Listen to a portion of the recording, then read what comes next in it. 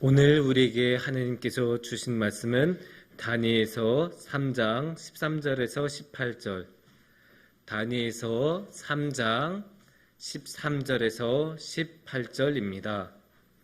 제가 말씀을 봉독해 드리겠습니다. 느부갓네살 왕이 노하고 분하여 사드락과 메삭과 아벳느고를 끌어오라 말하매 드디어 그 사람들을 왕의 앞으로 끌어온지라. 느부갓네살이 그들에게 물어 이르되 사드락 메삭 아벳느고야, 너희가 내 신을 섬기지 아니하며 내가 세운 금신상에게 절하지 아니한다 하니 사실이냐? 이제라도 너희가 준비하였다가 나팔과 피리와 수금과 삼현금과 양금과 생황과 및 모든 악기 소리를 들을 때 내가 만든 신상 앞에 엎드려 절하면 좋거니와, 너희가 많이 절하지 아니하면 즉시 너희를 맹렬히 타는 풀무불 가운데 던져 넣을 것이니 능히 너희를 내 손에서 건져낼 신이 누구이겠느냐 하니, 사드락과 메삭과 아벳느고가 왕에게 대답하여 이르되 느부갓네살이여, 우리가 이 일에 대하여 왕에게 대답할 필요가 없나이다. 왕이여, 우리가 섬기는 하나님이 계시다면 우리를 맹렬히 타는 풀무불 가운데에서 능히 건져내시겠고 왕의 손에서도 건져내시리이다. 그렇게 하지 아니하시지라도 왕이여, 우리가 왕의 신들을 섬기지도 아니하고 왕이 세우신 금신상에게 절하지도 아니할 줄을 아옵소서. 아멘.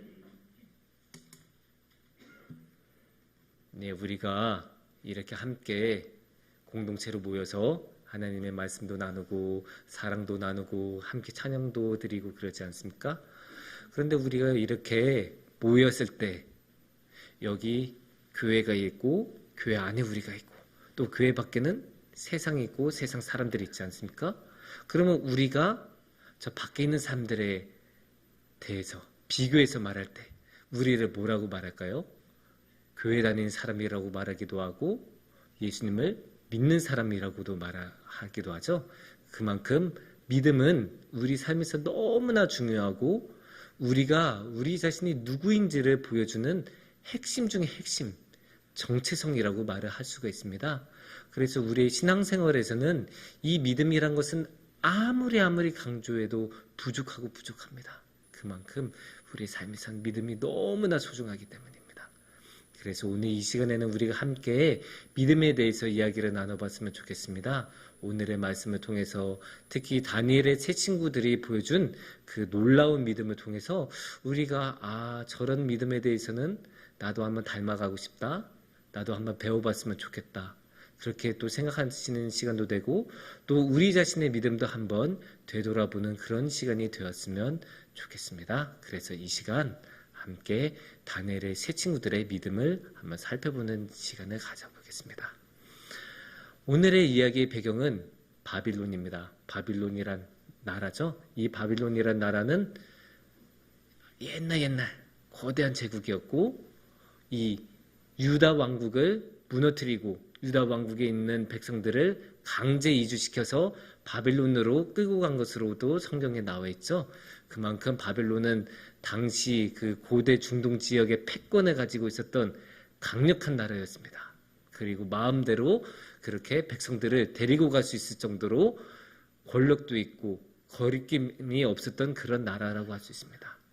이렇게 끌려온 유다 백성들 중에 다니엘의 세 친구 사드락, 메삭, 아벳느고 이 세 명도 같이 끼어 있었습니다. 그런데 이 사람들은 우리 다니엘서 1장 같은 데를 보면 하나님께서 놀라운 지혜를 더해 주셔서 굉장히 성장을 많이 하고 다른 사람들보다 월등히 뛰어나게 두각을 보여줬다고 합니다. 그만큼 두각을 나타낸 만큼 승진도 많이 하고 많은 활약을 했겠죠.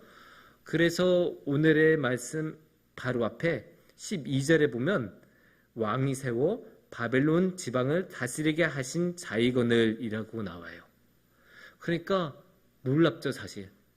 어떻게 보면 이민자라고 할 수 있잖아요.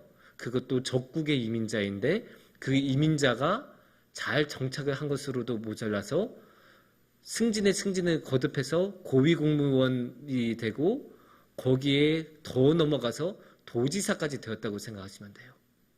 여러분 생각해 보세요. 저 비엔남이나 필리핀이나 이런 데서 이주해 오신 분이 경상남도 도지사, 전라남도 도지사 이렇게 되었다. 그렇게 생각하면 놀랍잖아요. 지금 우리의 관점에서 보면. 그런 상황이에요. 그런 상황인 것을 생각해 보면 이 사드락과 메삭과 아벳노고는 이 다니엘의 새 친구라고 말하기에는 조금 미안한 사람들이에요. 그것보다는 조금 더 능력이 있는, 맨날 새 친구라고 하니까 다니엘의 부록 정도로 여겨지잖아요. 막 그래서 다니엘의 친구 ABC 막 이 정도로도 생각이 되는 경우가 많은데, 그렇지 않고 이 사람들 자신도 굉장히 능력이 뛰어난 사람들이었다. 그러니까 도지사까지 이민자를 시켜주는 것이 아니었겠습니까? 그런 사람들이었는데 이 사드락과 메삭과 아벳느고는 오늘의 본문에 보면 큰 곤경에 처합니다. 무슨 일이냐면 갑자기 난데없이 이 바벨론 나라의 왕인 느부갓네살이 새로운 법령을 발표합니다. 저기 두라평지라는 곳이 있는데 두라평지에 신상을 세우고 금으로 만든 신상을 세운 다음에 거기를 지나가는 사람마다 다 이렇게 절하라. 다 절하고 예배드리고 막 그렇게 하라는 거죠. 그렇게 하라고 하니까 당연히 사람들을 다 하죠. 왜냐면 그렇게 안 하면 싹 죽인다고 하니까. 그러면 당연히 보통 사람들 할 거 아니에요? 그래서 다 이제 지나가면서 하는데 그렇게 모든 사람들이 해도 이 사드락과 메삭과 아벳느고는 안 하는 거예요. 왜냐? 이분들은 하나님을 독실하게 믿는 사람들이었고 왕이 뭐라고 하든 상관없이 나한테는 하나님이 더 중요하다. 나는 저 신상에게 절할 이유를 모르겠다. 나는 하나님을 믿는데 저거를 신이라고 여기면서 절할 수 없다. 그래서 딱 거부를 해요. 그런데 생각해 보세요. 모든 사람들이 이렇게 절하고 있는데 그 새 친구만 이렇게 딱 뻣뻣하게 서 있고 그냥 이렇게 지나가면 누가 봐도 눈에 띄잖아요. 그러니까 이게 왕에게 보고가 들어가고 그 보고를 듣자마자 이 왕은 느부갓네살 왕은 분노를 합니다. 아니 어떻게 그럴 수가 있나? 내가 분명히 이 칙령을 발표한 지 얼마 되지도 않았는데 벌써 이걸 어겨? 아니 나를 뭐로 보고? 이 느부갓네살 왕은 분명히 자기 신을 믿지 않았다는 것에 대해서도 분노를 했겠지만 자기 권위를 침해했다는 것, 자기를 무시했다는 것 때문에도 굉장히 화가 났을 거예요. 아니 내가 누군데 이 세상 거의 다 내가 다스리고 있는데 이 세상의 지배자인 나의 말을 무시해버려? 그러니까 화가 나죠. 그래서 협박을 하고 회유를 합니다. 그래도 이 느부갓네살 왕은 나름대로 이 사드락과 메삭과 아벳느고를 좀 소중하게 여겼던 것 같아요. 그러니까 이렇게 회유도 하고 또 한 번의 기회를 주는 거거든요. 13절에 보면 그런 게 죄송합니다. 13절이 아니고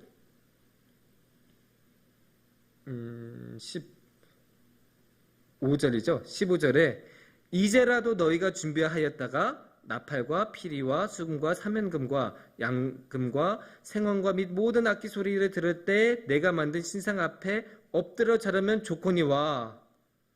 지금이라도 하면 좋다. 아주 간단한 거예요. 요즘 지금 말하면 야, 너 지금이라도 하면 내가 봐줄게. 좋은 말 할 때 들어. 야, 우리 쉽게 가자. 이렇게 하는 거죠. 아니 그 왕도 생각해보면 갑자기 도지사 3명을 없애버린다고 해봐요. 이게 정치적인 부담이 없을 수는 없거든요. 거기에 아주 뛰어난 인재 3명을 갑자기 없애버리면 그만한 인재를 또 찾는 것이 어려운 일이잖아요. 그러니까 이 왕도 웬만하면 없애고 싶지 않았을 거예요. 그런데도 불구하고 자기가 이미 법으로 내린 거고 어떠한 벌까지 내릴 것인지 너무 확실하게 공포를 했기 때문에 바꿀 수가 없었어요. 그러니까 15절에서 계속 보면 그렇게 말하잖아요.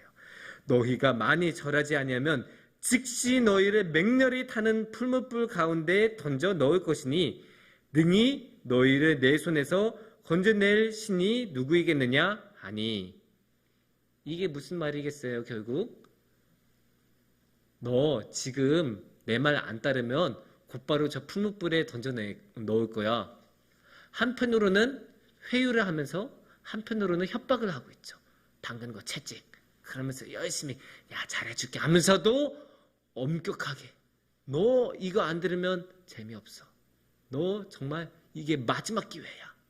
이렇게 말하는, 그래서 이 사드락과 메삭과 아벳느고에게는 결단의 순간이 된 거죠. 지금 내가 절하고 목숨을 구할 것인가, 아니면 절하지 않고 목숨을 버릴 것인가, 이거를 지금 결단해야 되는 그런 순간이에요. 근데 이 결단의 순간에 다니엘의 세 친구들은 위대한 모습, 믿음의 모습을 보여줘요. 이 믿음의 모습은 여러 가지로 이야기할 수 있겠지만 저는 크게 세 가지를 이야기하고 싶습니다. 첫 번째는 타협을 하지 않아요. 16절을 보면 이렇게 말을 하고 있죠.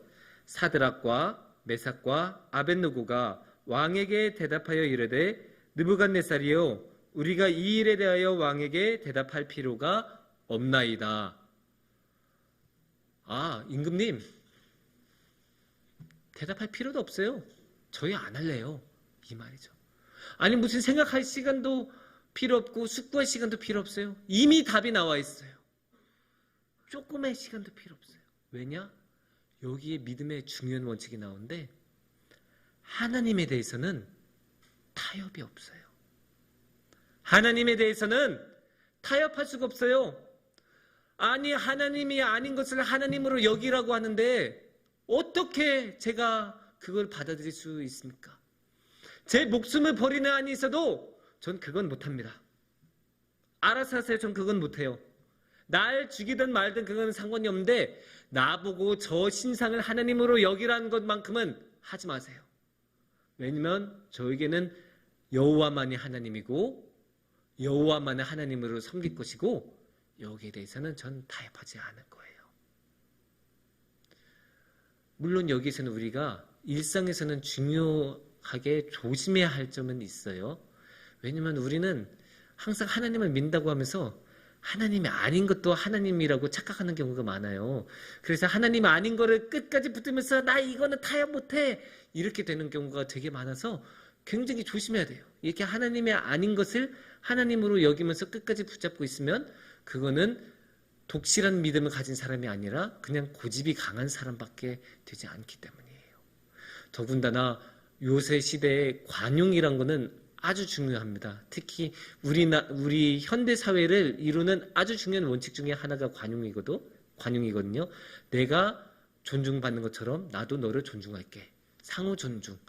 서로 그래? 네가 그래? 오케이. 그러면 나도 그러니까 너도 오케이 해줘야 돼. 이거가 없이는 현대 사회가 성립이 안 돼요. 그래서 이 관용이라는 게 중요한데 그런 관용의 관점에서 보면 이런 믿음은 칭찬받기가 어려워요. 왜냐면 믿음은 타협을 안 하니까 이 관용의 이 왔다 갔다가 잘 안 되거든요. 하지만 방금 전에 말씀드린 것처럼 믿음을 잘못 적용했을 때 안 좋은 결과가 나온 것처럼 이 관용도 잘못 적용하면 안 좋은 결과가 나온 거예요. 그래서 관용도 아무 때나 적용하면 안 돼요. 우리가 다른 거를 틀리다라고 말하면 안 되는 것처럼 틀린 거를 다른 걸로 말하면 안 되는 거예요. 우리가 틀린 거는 언제나 틀리다라고 말을 할 수가 있어야 되는 거고, 그래서 관용을 우리 믿음에까지 적용할 수는 없는 거예요. 우리가 만약에 다른 종교에도 구원이 있다 이렇게 말을 하면 사회에 나가서 다른 사람들에게 칭찬받겠죠. 저 사람은 열린 사람이네. 저 사람은 관용이 있고 대범하네. 이렇게 말을 하겠지만 우리가 기독교인으로서는 핵심은 놓치는 거예요. 10계명의 1계명을 우리가 어기는 거고 우리를 사랑해 주신 예수님 배신하는 거예요. 그거는. 왜냐하면 하나님에 대해서는 관용이 없고 예수님에 외에는 다른 길이 없다고, 예수님 외에는 다른 구원의 길이 없다고 분명히 성경에 기록이 되어 있고 예수님께서 그렇게 말씀하셨고 하나님께서 그렇게 우리에게 말씀을 하셨기 때문이에요. 그래서 믿음에 대해서는, 하나님에 대해서는 우리가 타협을 하면 안 돼요. 타협을 할 수 없는 지점이 있어요. 물론 요새 사회는 그렇게 굳세게 막 선긋과하는 거 안 좋아하잖아요. 그러니까 구렁이 담 넘어가듯이 그냥 쓱 대충 넘어가기도 하고 좋은 게 좋은 거지 이야기도 하고, 또 그냥 자기만 그런 게 아니에요. 남이 그렇게 좀 열심히 좀 잘 해보려고 하면 에이 너만 잘났냐? 막 이러면서 얼마나 또 비난을 해요. 하지만 그럼에도 불구하고 믿음에서는 넘을 수 없는 선이 있고 우리가 반드시 지켜야 하는 선이 있어요. 이 선을 놓치면 우리는 예수님을 믿는 사람으로서 모든 것을 잃어버리는 거예요. 그래서 믿음에 대해서는 타협을 하면 안 됩니다. 두 번째로 우리가 이 사드락과 메삭과 아벳느고한테서 배워야 될 점은 신뢰입니다. 전적인 신뢰. 17절에 그 모습이 나오거든요. 왕이요, 우리가 섬기는 하나님이 계시다면 우리를 맹렬히 타는 풀무불 가운데에서 능히 건져내시겠고 왕의 손에서도 건져내시리이다. 아니, 임금님, 당신이 아무리 소리 질러도 상관없어요. 당신이 아무리 그렇게 억척스럽게 물어붙여도 소용없어요. 내 마음이 이미 정해져 있고 아무리 당신이 나를 저 풀무불로 위협하고 협박한다고 해도 나의 하나님은 이 풀무불에서 날 건져내 주실 거예요. 당신은 지금 어느 신이 건져낼 거냐고 나한테 물어봤는데 제가 대답해 드릴게요. 여호와 하나님이 나를 건져내실 것입니다. 내가 믿는 하나님은 나를 저 불에서 타 죽지 않게 지켜주십니다. 이 굳센 믿음, 일치의 흔들림도 없는 이 믿음, 이거 우리가 배워야 합니다. 지금 누가 봐도 솟아날 구멍이 없잖아요. 이 세상에서 가장 강대한 나라, 그 강대한 나라를 다스리는 왕, 그 왕이 직접 나서서 협박을 하고 풀무불을 준비하고 있는데, 그러면 여기서 어떻게 도망갈 수 있겠으며 어떻게 다른 방법이 있겠습니까? 사람의 머리로 생각해서는, 사람의 수로는 여기서 방법이 없습니다. 하지만 그럼에도 불구하고 사드락과 메삭과 아벳느고는 여기서도 하나님은 도와주실 거라고, 하나님께서는 지켜주실 거라고 굳게 믿고 있어요. 너무나 단호하게 믿고 있어요. 이만큼의 틈도 없을 정도로 전적으로 하나님을 신뢰하고 있어요. 우리는 살면서 얼마나 자주 흔들립니까? 너무나 자주 흔들리지 않습니까? 물론 우리가 하나님을 위해 더 좋은 길을 찾으려고 노력하면서 다시 한번 생각하면서 드는 의심, 그런 거는 괜찮아요. 그런 의심 할 수 있어요. 하지만 우리가 하는 의심은 대부분 그냥 신뢰가 부족해서 생기는 의심이잖아요.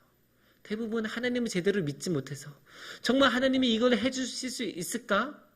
정말로 하나님께서 나 이거 해주실까? 그냥 마음이 흔들리고 믿음이 굳세지 못한 그런 경우가 대부분이에요. 하지만 그렇게 흔들리면 안 돼요. 성경에서는 분명히 신뢰를 하라고, 믿으라고 하고 있고, 다니엘의 세 친구들은 그 모범을 보여주고 있어서 전적인 신뢰를 보여주고 있습니다. 그러니까 예수님께서 괜히 너희가 저 어린아이와 같아야 천국에 간다고 하신 게 아니에요. 어린아이들 보세요. 얼마나 전적으로 엄마 아빠한테 신뢰를 합니까? 엄마 아빠가 딱 말하면 그대로 완전 달라붙어서 완전히 맡기잖아요. 그런 것처럼 우리도 하늘에 계신 우리의 아버지, 그 아버지에게, 아버지에게 우리의 모든 것을 맡기고 전적으로 신뢰해야 합니다. 그게 우리가 배워야 할 두 번째 믿음의 모습입니다. 세 번째로 우리가 배워야 할 믿음의 모습은 그렇게 하지 아니하실지라도 흔들리지 않는 믿음의 모습입니다. 18절에서 그 모습이 나옵니다.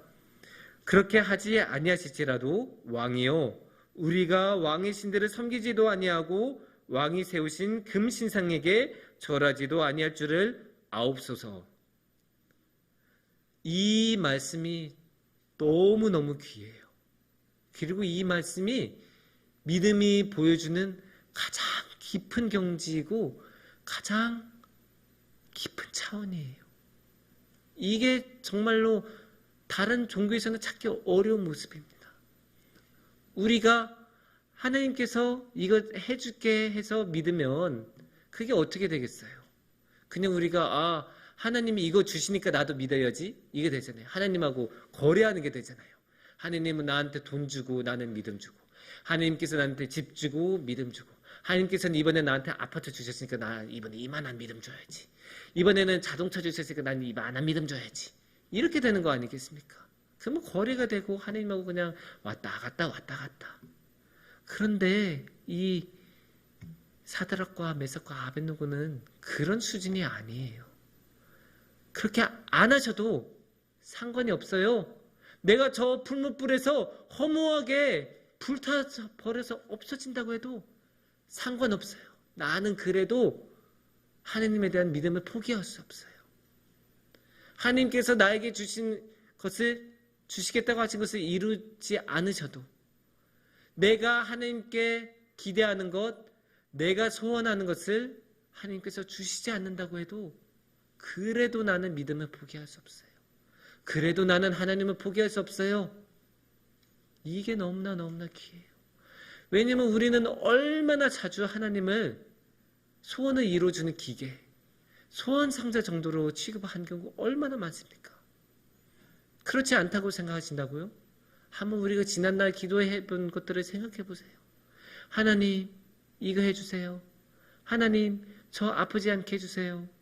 하나님, 저 아파트 주세요. 하나님, 저 취직하게 해주세요. 물론 하나님의 자녀가 아버지 하나님에게 필요한 것을 달라고 간구한 것은 이상한 일도 아니고 잘못된 것도 아니에요. 하지만 우리가 잘 생각해 봐야죠. 우리가 하나님을 그렇게 뭔가를 달라고 하는 그런 수단 정도로, 내 성공을, 내가 원한 것을 이루는 수단 정도로 생각한 것은 아닌지 스스로 한번 생각해 봐야죠.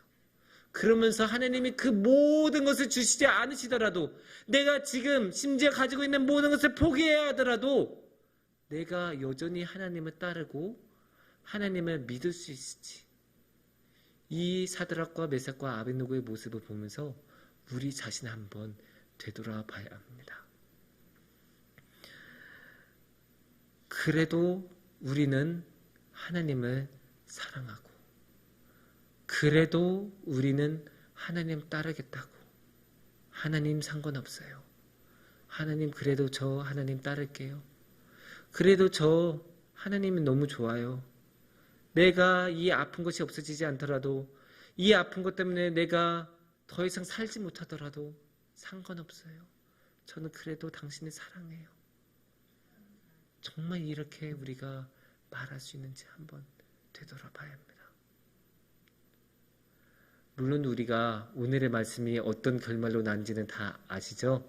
하나님께서는 그 풀무불 가운데 딱 와주셔서 지켜주시고 그 어마어마한 불에서 건져내 주신 것 모두 다 아실 것입니다. 하지만 그 결말이 오늘의 성경 말씀처럼 끝나지 않는 경우도 참 많아요. 하나님께서 끝끝내 우리의 소원을 들어주시지 않는 경우들 분명히 있습니다. 가장 대표적인 예가 예수님이죠. 예수님께서 겟세마네 동산에서 그렇게 처절하게 기도하시면서 피땀을 흘리시면서까지 기도하시면서 하나님, 내 잔을 옮겨주세요 라고 기도하셨을 때 하나님께서 그 말씀 들어주셨나요? 안 들어주셨어요. 하지만 예수님께서는 그래도 하나님은 전적으로 신뢰하고 함께 기도드리면서, 그러면서 예수님은 어떻게 기도하셨나요? 내 뜻대로 하지 마시고 하나님 뜻대로 하세요. 예수님께서는 분명히 아셨어요. 내가 이 기도가 끝나고 나면 하나님께서 여기 뭐 해주시지 않으시면 나 이제 저 십자가의 길을 걸어갈 수밖에 없다. 너무나 잘 알고 계셨어요. 그래도 예수님께서는 내 뜻대로 하지 마시옵소서. 하나님, 저 여기서 내 목숨 건져내 주시지 않으셔도 상관없어요. 저 하나님이 원하시면 그 십자가 드릴게요. 이렇게 전적으로 하나님을 신뢰하고 하나님의 뜻대로 다 내어주시는 그 예수님의 모습. 그렇게 내어주시면서 예수님이 십자가의 길을 걸으시면서 해먹 먹은 그 포도주조차도 거부하시고 다른 사람들이 다 조롱할 때도 조용히 그냥 십자가의 길을 끝까지 걸으시면서 타협하지 않고 온전히 그 십자가의 길을 걸으시지 않으셨습니까? 그 십자가의 길로 예수님은 우리에게 오시고 우리에게 또 다른 믿음의 길을 열어주셨습니다. 이 믿음의 길을 우리 모두 소중하게 여겼으면 좋겠습니다. 사랑하는 성북중앙교회 여러분, 저는 정말로 여러분이 이 너무나도 소중한 믿음, 예수님께서 허락해 주신 이 귀한 믿음을 여러분도 모두 다 마음속 깊이 소중하게 여기시면서 아름답게 갖고 나가셨으면 좋겠습니다. 그래서 하나님에 관한 것은 절대로 타협하시지 않으시고 하나님을 전적으로 신뢰하면서 비록 내가 원하는 것이 이루어지지 않아도 흔들리지 않고 하나님만 따라가는 우리 성북중앙교회가 되었으면 좋겠습니다. 그렇게 우리가 믿음으로 나아갈 때 하나님께서는 우리 안에 사랑을 가득 채워주시고 언제나 우리와 함께 하여 주실 것입니다. 기도하겠습니다.